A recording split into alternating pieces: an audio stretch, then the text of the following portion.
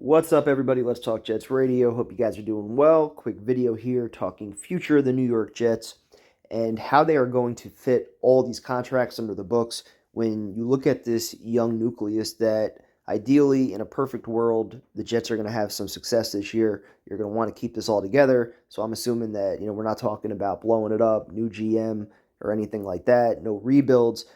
We have a successful year. We experience some playoff success. Everybody stays healthy. Perfect world. What are these contracts going to look like, and how does Joe Douglas pull it off?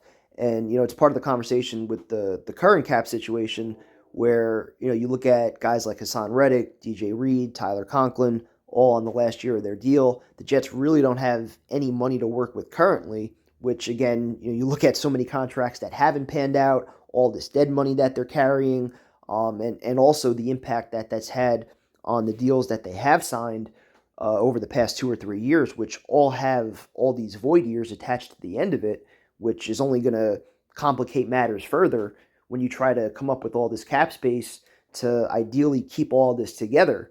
And DJ Reed being the one player that's a little bit younger. Conklin's pretty young as well. Hassan Reddick, I don't think he's part of the future plans going forward, but I'll get to that a little bit later.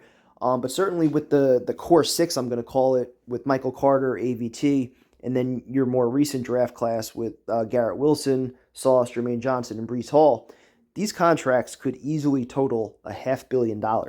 And I think that's part of why the Jets and Joe Douglas perhaps have been a little hesitant as far as giving the big money to Bryce Huff, or even extending Hassan Reddick, DJ Reed, and guys like that, because I think they know what's ahead. And again, there are plenty of guys like C.J. Mosley, even Conklin, Reed. They have all these void years attached to the end of them. So even when they walk, the Jets still have $2 million here, $3 million here. Aaron Rodgers, whenever he ultimately retires, he's still going to be owed a ton of money. So it's going to be interesting to see how Joe Douglas tries to pull it off. But starting with Michael Carter on the last year of his rookie deal, this one's going to be tough, but probably the least expensive of all six when you look at the top two slot corners right now, being Tyron Johnson and Kenny Moore, each making about $10 million per. You figure Carter probably factors in around 4 years, $40 million, something like that. Certainly deserving, but can you afford to pay him and DJ Reed and eventually Sauce?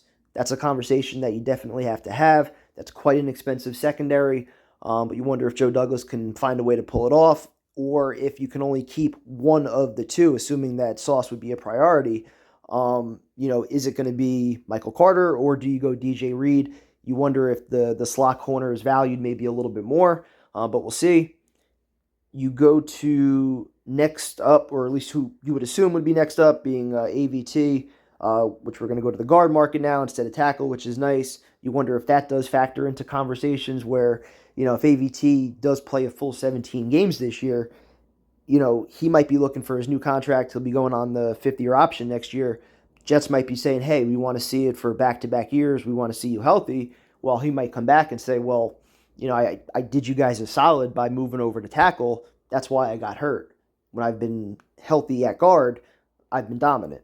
So, that contract is probably going to come in at or near the top five, somewhere around $18 to $20 million per. And let's also remember the salary cap goes up every year. These contracts only go up every year. So guys that are near the top right now, that might be the middle tier, or 5 to 7 or 8 range that AVT might ultimately fall in.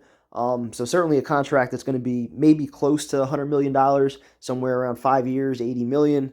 But certainly deserving. You want to have that young nucleus on the offensive line be able to grow. And then next up, you go to the current draft class. And I'm going to start, I guess, with Breece Hall, who is the one guy who could be talked about a little bit more next year, since he was a second-round draft pick and he's not eligible for the fifth-year option. You would assume Johnson, Garrett Wilson, and Sauce, that those options would all be picked up, which could delay those conversations. Hopefully they will.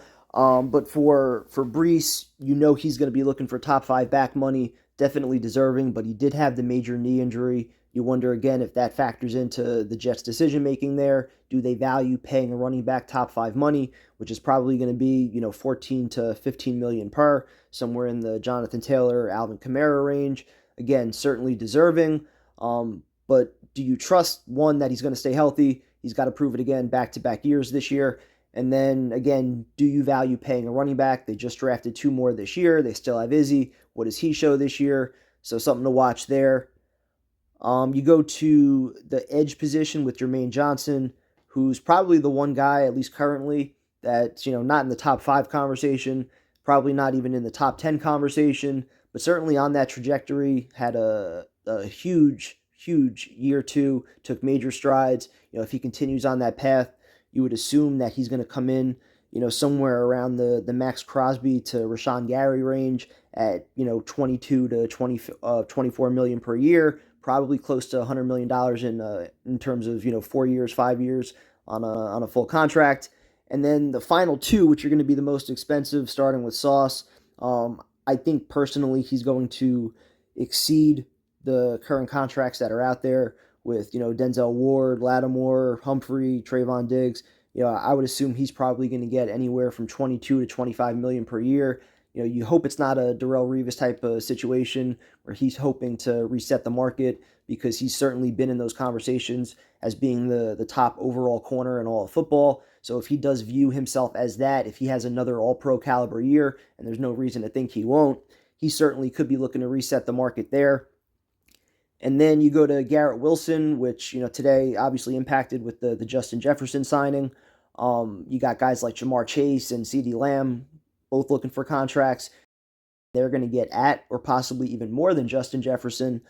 So you would assume that Garrett Wilson, assuming you got a 17-game Aaron Rodgers healthy, that's going to be a 120 catch plus season for Garrett Wilson, and he's going to be looking for that 28 to $30 million a year range, and it would certainly be deserving. The Jets, I don't think, have had a receiver like him in my lifetime that has been drafted.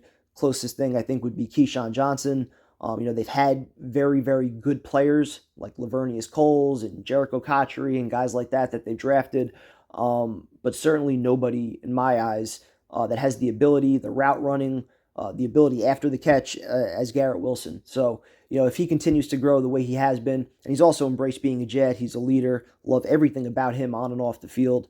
So that's going to be quite the contract. Could be the exact contract that Justin Jefferson ultimately signed when you figure, another year or 2 of the salary cap going up. So you're talking, again, about a $500 million worth of contracts all totaled up.